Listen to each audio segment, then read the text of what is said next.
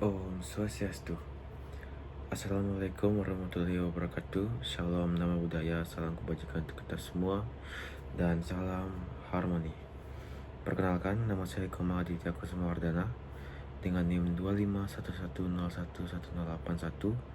dari kelas Mikro C, nomor absen 2. Di sini saya akan membuat video simulasi konseling kelompok untuk memenuhi ujian akhir semester mata kuliah mikro konseling lanjut. Adapun dosen pengampu dari mata kuliah mikro konseling lanjut yaitu ada Dr. Putu Ari Darmayanti SPD MPD dan juga Ibu Septia Rahmawati MPD. Baik, tanpa membuang-buang waktu lagi, izinkanlah saya menampilkan isi dari video simulasi yang telah saya buat.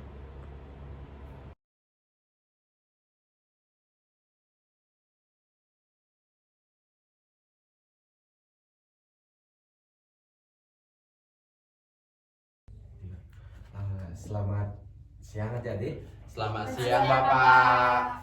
Oke, jadi terima kasih karena sudah mau datang ke ruang BK hari ini. Sebelumnya puji dan puji syukur kita haturkan kepada Tuhan Yang Maha Esa karena kita berhasil berkumpul di sini dalam keadaan sehat ya.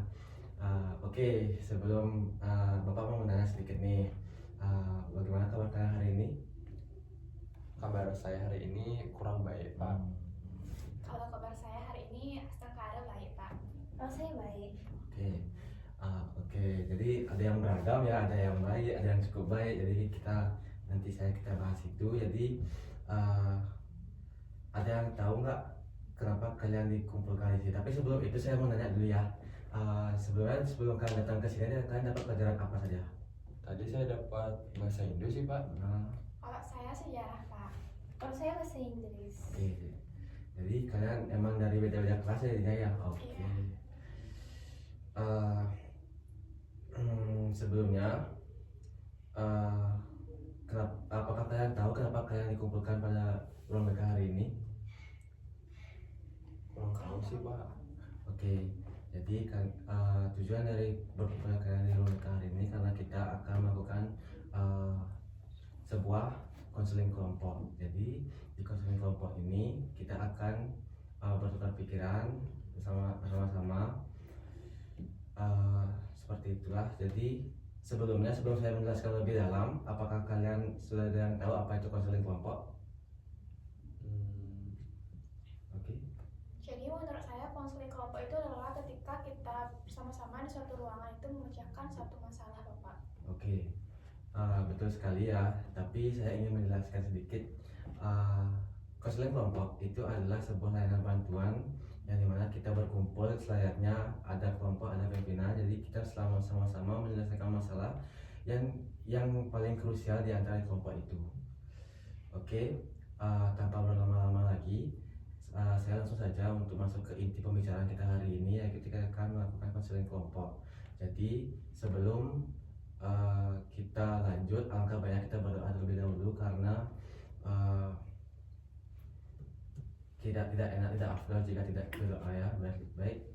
Apakah dari adik-adik ada yang mau memimpin doa? Saya Bapak. Baik. Baik teman-teman semuanya, dari Bapak izin Bapak saya akan memimpin doa sebelum mulai kegiatan ini. Alangkah baik kita berdoa mulai. Berdoa selesai. Terima kasih ya. Oke. Jadi karena kita sudah memiliki serangkaian doa, jadi kita sebelumnya saya ingin memperkenalkan diri terlebih dahulu. Nama saya Komang Aditya Kusumawardana. Kalian bisa panggil saya Pak Adit. Saya di sini selaku guru BK guru BK yang mengampu untuk angkatan kalian ya.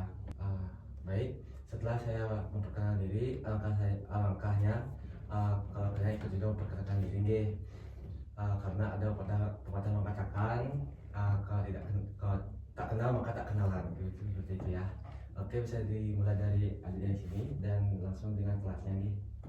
Baik Bapak, terima kasih. Perkenalkan nama saya Reva dari kelas IPS. Terima kasih.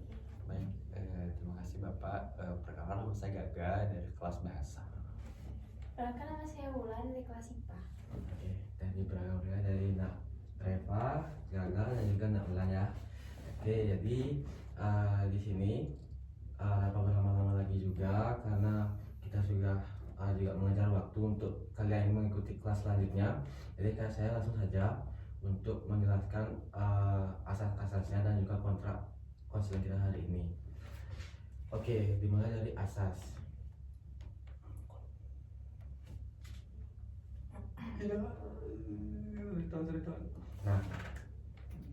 Nah, dalam konseling kelompok kali ini itu ada 3 utama yang harus kita patuhi ya. Jadi yang pertama itu ada asas kesukarelaan. Jadi kalian itu pada dasarnya kalian sukarela untuk datang ke sini, sukarela juga untuk mendengarkan cerita teman-teman dari kalian, dan sukarela juga untuk membagi keluh kesah dan juga pengalaman kalian seperti itu. Dan yang kedua itu ada asas keterbukaan. Jadi pada artinya kita itu saling terbuka di sini tanpa menyembunyikan satu sama lain. Jadi jika ada masalah, jika ada permasalahan, kita bisa terbuka di sini. Dan yang terakhir yaitu yang paling krusial itu ada asas kerahasiaan yang dimana pada dasarnya kita di sini untuk berbagi cerita. Jadi kita sudah selayaknya untuk tidak menyebarkan rahasia kita kepada siapapun. Jadi pada intinya rahasia kalian atau cerita kalian itu akan aman di sini bersama kita saja yang tahu seperti itu. Oke, dan lanjut untuk kontrak konselingnya itu kita akan laksanakan selama 30 menit. Apakah bisa disetujui? Bisa Bapak. Bisa. Oke, terima kasih. Sebelumnya karena kita sudah masuk sekarang ke tahap inti, karena kita ingin membahas sesuatu yang permasalahan kita, lebih baik kita ice breaking dulu bagaimana? Setuju Bapak. Oke. Jadi ice breakingnya itu adalah pegang temanmu. Oke. Jadi pegang temanmu yang dimana kalau saya menyebutkan angka 1, kalian nak ulang, diam. Kalian berdua langsung pegang pundak nak Revan megang pundaknya Gaga megang pundaknya Ulan. Jika nomor 2 nak Ulan megang pundaknya Gaga dan dan ke nomor 3 ke Gaga. Oke, bisa dipahami? Bisa. Oke, kita mulai dengan 1 2 1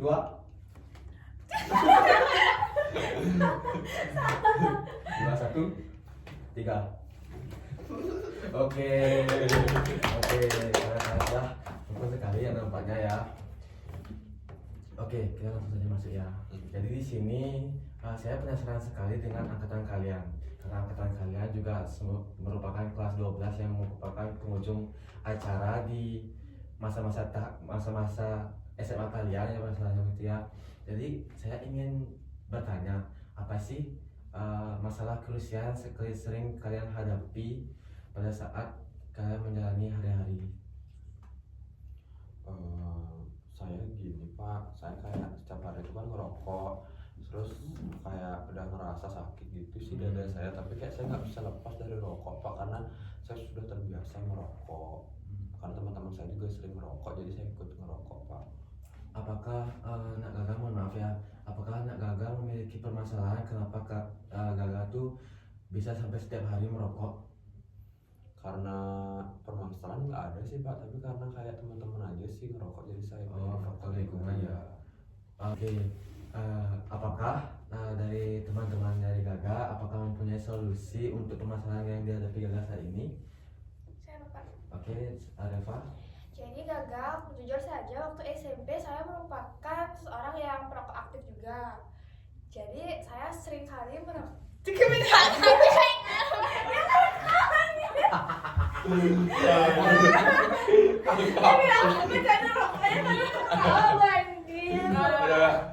Udah bagus, uring nih angkat tangan dia nanti kan pas kau bertanya. Nah, Reva. Jadi Gaga, jadi saya merupakan juga dulu tuh saya waktu SMP tuh perokok aktif. Nah saya tuh benar-benar sehari tuh harus dapat ngerokok setengah bungkus. Jadi saya nggak bisa tanpa rokok, karena kalau tanpa rokok tuh kepala saya pusing, moyang-moyangan gitu, sakit kepala. Apalagi kalau saya lagi stres tuh saya pasti sering banget merokok malam-malam di depan rumah saya. Tetapi makin lama itu saya makin sadar gitu, ini merupakan hal yang salah dan nggak baik buat saya. Apalagi kan waktu itu umur saya masih terbilang kecil gitu. sehingga mungkin akan lebih cepat sakitnya kalau saya terus-terusan melanjutkan aktivitas tersebut. Tetapi juga hal itu dipengaruhi oleh lingkungan saya sendiri, karena saya memiliki sepupu-sepupu yang rata-rata semuanya cowok, sehingga saya kemana-mana tuh bergaul dengan mereka dan akhirnya juga mengikuti apa yang mereka lakukan seperti merokok, seperti itu. Namun setelah saya menyadari bahwa saya itu salah, jadinya saya mencoba menghentikan hal tersebut, walaupun dibilang sangat sulit ya untuk berhenti merokok, tetapi saya tetap berusaha. Jadi saya itu awal-awal bener-bener gak bisa lepas dari rokok. Saya udah mencoba beberapa kali, tetapi saya tetap gagal. Contohnya seperti saya mengganti rokok dengan permen, itu hanya berlangsung sekitar 2-3 hari. Di hari keempat saya merasa saya nggak bisa kayak gini. Nah, tapi karena adanya dukungan dari orang-orang terdekat saya juga, akhirnya saya bisa. Jadi saran saya mungkin Gaga terlebih dahulu bisa menghindari atau menjauhi pergaulan Gaga saat ini, agar Gaga tidak terpengaruh atau ke-distract dengan mereka yang merokok, sehingga keinginan Gaga untuk berhenti merokok itu bisa lebih besar saat Gaga mencari lingkungan yang benar-benar positif, seperti itu. Tapi susah sih kalau keluar dari lingkungan, karena kan itu udah nyaman menurut saya. Terus kalau misalnya saya keluar dari lingkungan itu, saya nggak punya teman dong. Jadi menurut saya lingkungan yang nyaman itu merupakan lingkungan yang positif. Tetapi jika itu sudah mempengaruhi ke hal yang negatif, kenapa kok diri kita masih mau terbelenggu di lingkungan toksik tersebut? Karena kan secara tidak langsung kita pasti selalu mengikuti aktivitas apa yang dilakukan oleh orang tersebut, sehingga kita Gaga tuh nggak bakal bisa terus-terusan kalau terus di sana, Gaga nggak bakal bisa berhenti untuk mencoba rokok. Karena juga Gaga melihat lingkungan sekitar Gaga, mereka juga merokok, kenapa saya nggak bisa, seperti itu. Jadi saran saya mungkin Gaga harus pelan-pelan mungkin keluar mencari lingkungan yang positif lainnya, atau mungkin melakukan hobi-hobi gitu. Oke, terima kasih ya Sabrina, semoga bisa saya lakukan itu secara bertahap.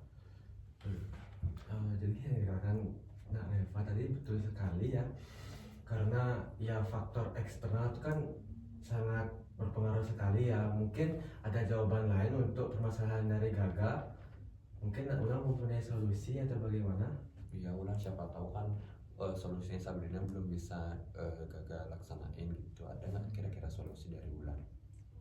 Kalau dari Wulan sendiri sih, solusi yang diberikan sama Reva itu benar banget. Karena kalau misalnya dari lingkungan, misalnya kamu udah di suatu lingkungan yang nggak baik, pasti kamu ikutin yang nggak baik. Tapi coba kamu keluar dari lingkungan itu, mencoba buat nyari suasana baru lah anggapannya, bergaul dengan orang-orang yang tidak merokok. Pasti kamu akan terbawa bahwa oh iya ternyata di lingkungan ini juga nggak buruk kok, ternyata kita juga ternyata aku juga nggak apa-apa di lingkungan kayak gini. Habis itu coba kamu rubah itu dengan cara pelan-pelan kamu cari suasana baru, misalnya kayak ngikutin kegiatan-kegiatan yang tanpa menyentuh rokok sama sekali, ke hal-hal yang positif, kegiatan-kegiatan positif yang tanpa melibatkan rokok. Nanti di sana pasti kamu akan sadar, walaupun saya bukan perokok ya, tapi pasti kamu bakal terbawa suasana juga di lingkungan-lingkungan itu. Jadi lingkungan itu tuh benar-benar mempengaruhi sebenarnya, dan juga dari dalam diri kita sendiri. Kalau misalnya dari kamu belum bisa punya pemikiran bahwa oh kenapa sih aku harus ngikutin kata orang buat berubah nggak ngerokok gitu. Tapi kalau misalnya dari dalam diri kamu udah menanamkan bahwa aku bisa nih tanpa rokok, dan kamu nerapin itu dan berhasil, kamu juga yang bakal mendapatkan benefitnya, juga kamu yang bakal mendapatkan oh ternyata sekarang aja aku sakit karena ngerokok, coba deh aku buat berhenti ngerokok, ngikutin kata orang-orang di sekitarku, apakah aku jauh lebih baik atau bakal sama aja kayak gitu. Oke, sebuah pendapat yang bagus ya. Tapi Bapak juga punya sedikit pendapat terkait itu ya. Sebenarnya Bapak ingin bertanya sih pada kalian. Sejujurnya Bapak juga pernah di masa kalian. Bapak juga seorang yang dulu pernah mencoba rokok, pernah tersebur di area sana.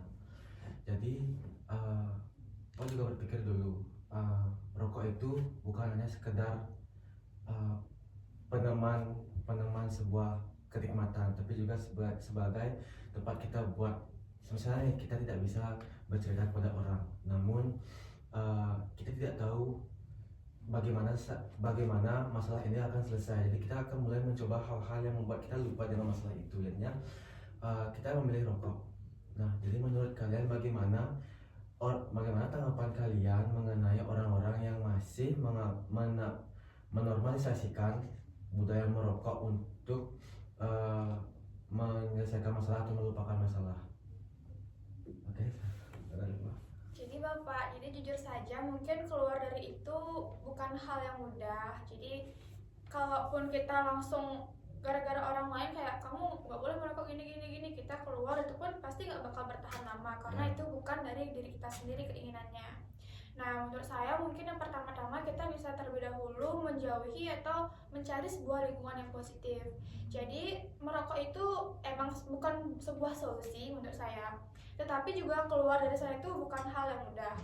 Karena contohnya seperti hari ini mungkin kita gagal mungkin berhenti merokok karena merasa sakit. Tetapi besoknya ketika gagal baru bangun merasa badannya udah biasa aja, pasti gagal sekarang bakal merokok lagi gitu.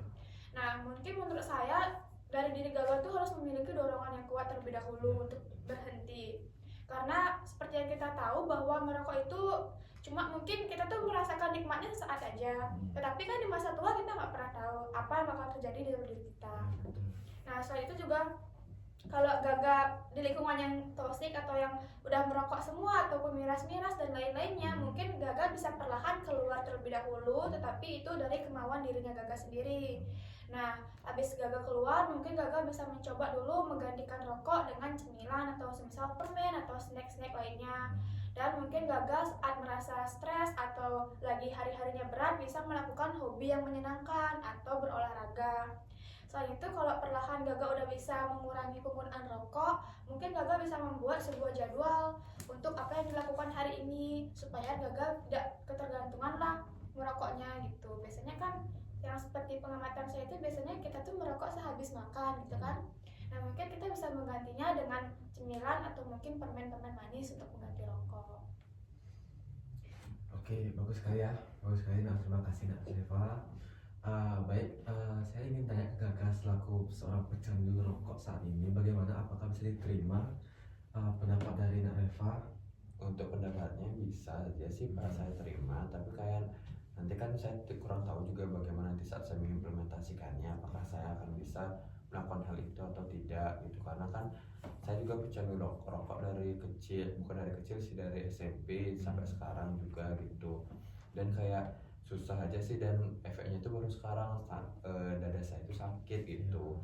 Mungkin dari beberapa apa yang disampaikan oleh Ulan, oleh Sabrina, oleh Reva, nanti bisa saya lakukan sedikit demi sedikit gitu.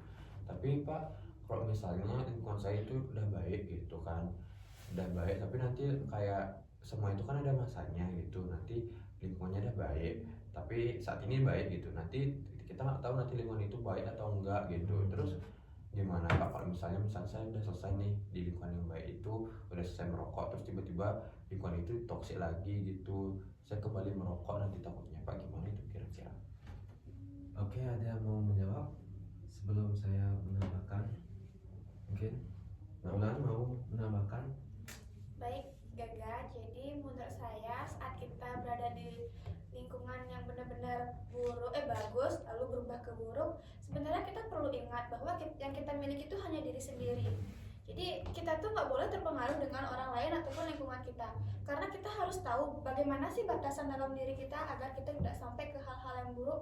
Jika Gaga bergantungan terhadap lingkungan, Gaga bakal terus saja mengikuti apa yang ada di lingkungan itu tanpa Gaga sendiri pun peduli dengan diri Gaga sendiri. Sebenarnya kan yang di dunia ini yang kita miliki itu hanya diri sendiri. Kita berusaha sendiri, kita juga kalau sakit pun kita bakal ngerasainnya sendiri.